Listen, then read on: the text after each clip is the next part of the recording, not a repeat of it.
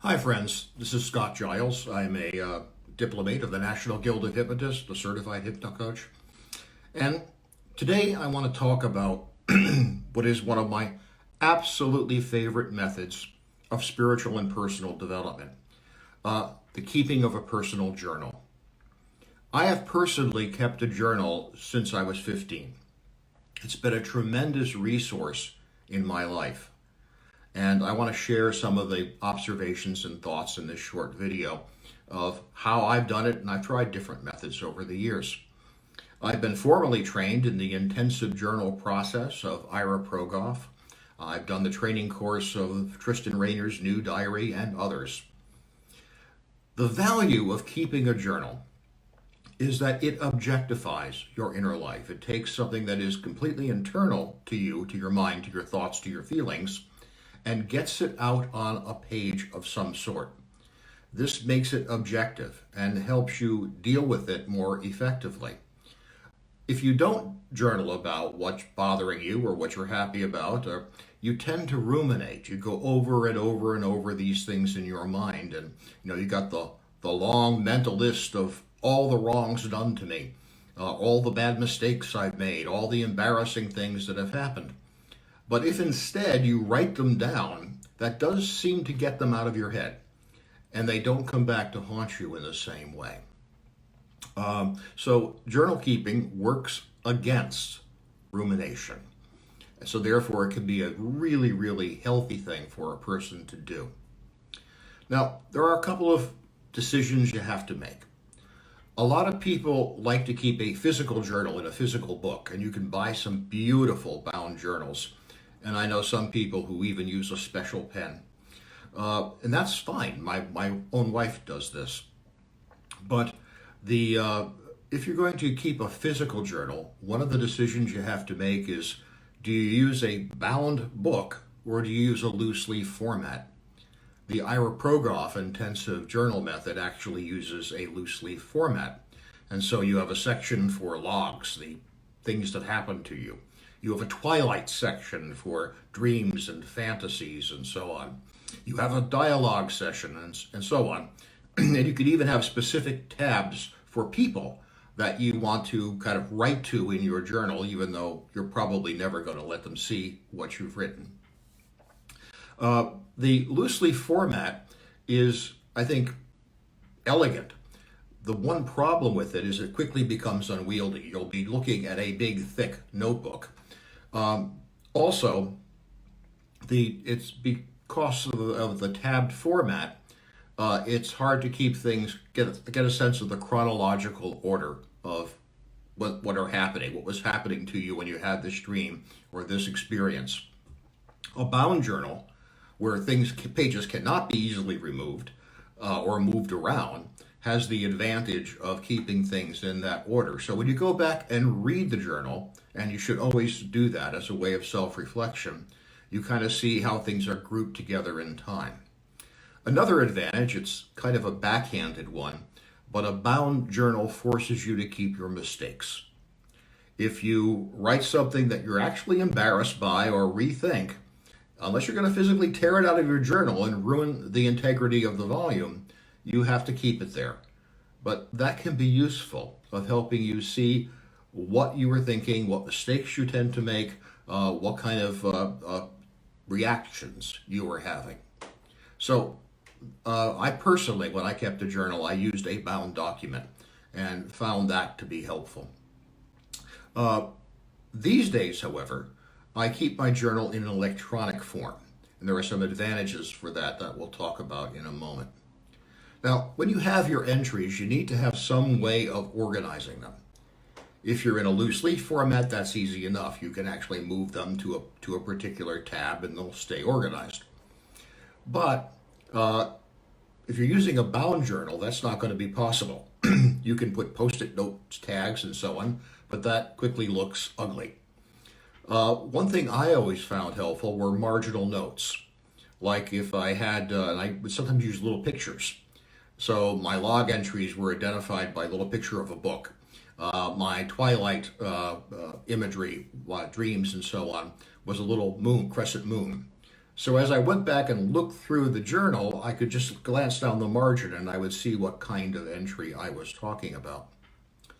Now, the disadvantage of a bound journal over an electronic one is one of security and privacy. If you're going to keep a journal, you need to be completely honest and authentic in your writing it. You can't play games with yourself in the journal, or it's going to become something that hurts you instead of helping you. It'll create blind spots instead of helping you locate them. So it's important that the journal be secure. And if you're in an environment where you think that someone in that environment might snoop, then that could keep you from being honest in what you have to say. This is less of a problem with an electronic journal, as quite obviously it can be encrypted or password protected. Another thing to consider is we're all going to die. As I often say, life is a sexually transmitted terminal disease. And when you go, that journal is still probably going to be here. And other people might then peruse it. And that may change how they think about you, how they understand your relationship with them. And so a journal that's encrypted or password protected gives you security from that sort of thing. So I find that to be a major consideration, and why I use an electronic journal, even though it isn't as tactily pleasant to write in as a pen, pencil, and paper. Now, various sections in a journal or kinds of entries you have. One of the most basic is the log entry, which is simply like a captain's log with this is what happened to me today. And this is what I want to remember and point out to you. But there are many others. Some people have a separate entry for dreams or daydreams or fantasies. I group all of those together into what I call a twilight entry, but you can do it however you want. Some people will have a specific erotic or romantic section where they write about their romantic life or their erotic life as a way of exploring that, and also a way of easily being able to remember what happened to you. And if you're involved with multiple people, that can be extremely important because they will expect you to remember them and what happened. Another technique, and this was developed mostly by Ira Progoff in his intensive journal technique, was the use of a dialogue. You simply write a dialogue between yourself and what you imagine some other person or some other part of yourself would say. Those of us who are consulting hypnotists are often trained in parts theory, where we look at different parts of our consciousness. Well, in a dialogue section, you can actually do that. I could dialogue with my childhood self. I could dialogue with my spiritual self. I could dialogue with my rational self. And in the dialogue back and forth, as I talk to these parts, things can become clear. It can give me a new perspective, and that can be extremely, extremely insightful. Another kind of entry is called stepping stones. What are the major parts of your life? As you look over the timeline of your life, how would you divide that timeline up? Now, I personally kind of do this by my school experiences: primary school, high school, college, grad school, theological school, post-grad.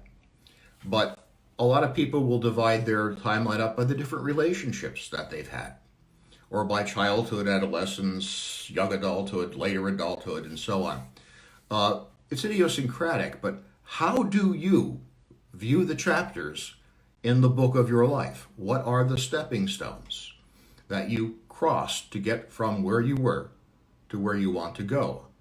And that may give you a lot of insight about how your life is unfolding and how you think of what's important in your life. In my experience, being a thinking type, I'm actually trained as a philosopher, my educational experience is really important. But there is a section in my more recent stepping stones where I actually talk about my spiritual affiliations with organizations that pursue spirituality, and also about key books that I've read, how my life changed after I read this book versus this book versus this book. And this can give you a lot of insight and well worth doing. Another section that I use a lot is something called landmarks or memories. When you have some major experience, some real plateau, it could be a promotion, an award, it could be a breakup with someone you cared about, but something big happened. A special kind of entry just about that, with a special way of finding it again, so you can see the things that you really do want to remember.